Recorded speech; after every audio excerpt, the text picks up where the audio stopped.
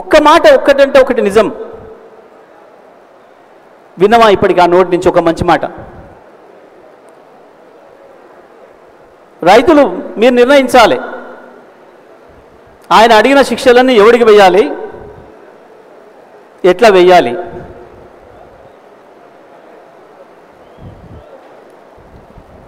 అతి తక్కువ ఖర్చుతోని, వాస్తవానికి ఏంది మనం చూసినాం, ప్రాణహిత కలిసి గోదావరిలోకి మళ్ళిన తర్వాత మాత్రమే నీళ్ళు ఉంటున్నాయి.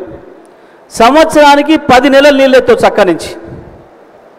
ఆ బ్యారేజ్తో కూడా సంబంధం లేదు.